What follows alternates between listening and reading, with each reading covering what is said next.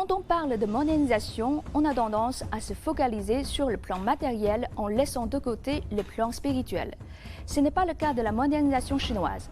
Assurer une grande richesse matérielle et spirituelle constitue une exigence fondamentale de la modernisation socialiste. Cela a été inscrit dans le rapport du 20e Congrès national du Parti communiste chinois. Dans cet épisode, nous allons nous intéresser à la vie spirituelle et culturelle des Chinois. Quand on se promène dans une ville chinoise, il est facile de repérer des bâtiments modernes et artistiques. Beaucoup d'entre eux abritent en effet une bibliothèque, un théâtre, un musée, bref, des services culturels. Ces services nécessitent un grand investissement non seulement au moment de la construction, mais aussi après leur mise en service, sachant qu'en Chine, la plupart des services culturels publics sont gratuits. Pourquoi la Chine s'investit-elle autant dans le domaine culturel?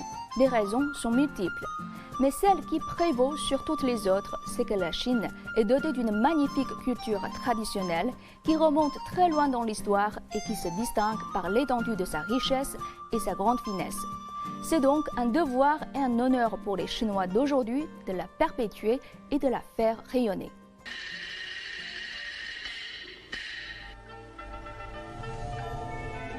Prenons l'exemple de l'animation. Pour les Chinois nés dans les années 80 et 90, les animations et bandes dessinées étrangères constituent une partie de leur don d'enfance. Ayant grandi en regardant Dragon Ball et des films Disney, les jeunes Chinois ont voulu créer quelque chose issu de leur propre culture. C'est le souhait de Lin Hun. Ce jeune metteur en scène cherche un nouveau style d'animation chinoise. 传统的水墨技法融合了我们现在的一些现代的一种美学的一种基础和底子一种再创造。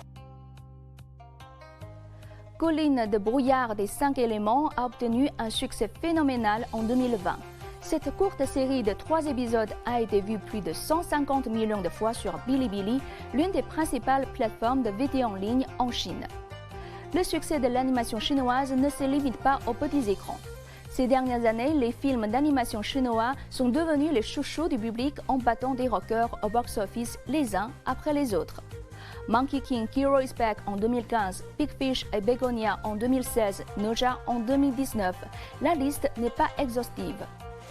Né en 1978, Chen Rui a constitué sa première fortune dans la première vague d'Internet en Chine. En 2011, il a investi et rejoint Bilibili. Selon lui, le succès de l'animation chinoise est lié au goût des jeunes Chinois. 90后、95后这一批用户，他在内心他本能的是更喜欢带有中国色彩的文化和内容的。他是年轻一代用自己的一个理解去演绎传统文化。传统文化他是通过这种方式获得新生。 Qu'est-ce qui est différent chez la jeune génération chinoise? La réponse est leur expérience. Prenons le cas d'une jeune fille née en l'an 2000. Un an plus tard, la Chine a adhéré à l'OMC en prenant la voie de la mondialisation. Lorsqu'elle a eu 3 ans, la Chine a envoyé son premier taïkonaute dans l'espace. À l'âge de 8 ans, elle a été témoin de la grandeur inouïe des Jeux olympiques d'été de Beijing. Quand elle a eu 10 ans, la Chine est devenue la 2e économie mondiale. Puis à l'âge de 12 ans, la Chine a développé son premier porte-avions et son premier avion de chasse furtif. La même année, une nouvelle direction politique est appliquée et a rapidement proposé de réaliser le rêve chinois du grand renouveau de la nation. Ensuite, le commerce électronique, la technologie 5G, le paiement mobile, les missions exploratoires sur la Lune et sur Mars, le plus grand réseau ferroviaire à grande vitesse et des exploits provenant de l'espace ont émerveillé le monde entier. Avec ces réalisations, la jeune génération chinoise a commencé à comprendre le potentiel de leur pays. À l'âge de 20 ans, l'épidémie de Covid-19 a éclaté. La Chine a efficacement contrôlé l'épidémie dans un esprit solidaire tout en réalisant le miracle d'éradiquer la pauvreté absolue. Puis les Chinois ont assisté à la mise en orbite de la première station spatiale chinoise et aux Jeux olympiques d'hiver de Beijing. Au retour de la flamme olympique en 2022, la Chine était prête à montrer au monde une nouvelle image dans cette nouvelle ère à travers la cérémonie d'ouverture. Quels étaient les changements dans l'état d'esprit des Chinois? Une fois de plus, le réalisateur Zhang Yimou allait mettre en scène ces évolutions. Zhang Yimou veut mettre en valeur l'esprit libre et la confiance de chacun plutôt que de rechercher des mouvements uniformes et harmonieux. D'où la scène des enfants qui courent à leur guise sur le plateau et créent en même temps des motifs de flocons de neige par terre. Cette cérémonie d'ouverture n'est pas aussi grandiose que celle de 2008, mais elle est tout aussi réussie. La touche poétique du spectacle et le design du chaudron olympique ont été appréciés par les téléspectateurs chinois. Beaucoup disent que Zhang Yimou a saisi l'essence de la nouvelle ère.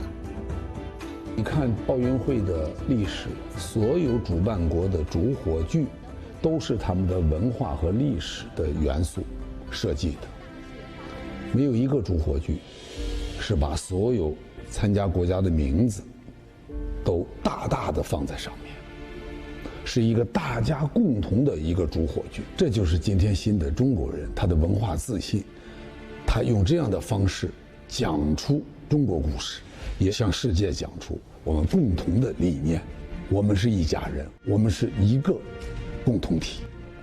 La modernisation chinoise se caractérise par l'équilibre entre la civilisation matérielle et spirituelle. La population devra jouir d'une vie spirituelle et culturelle toujours plus riche. La cohésion de la nation chinoise et le rayonnement de sa culture devront être renforcés. Telles sont les demandes pour la modernisation chinoise inscrites dans le rapport du 20e Congrès national du PCC. Guidée par ces objectifs précis, la Chine poursuit son chemin vers la modernisation et ouvre encore plus grand ses portes pour offrir au monde des apports culturels encore plus dynamiques.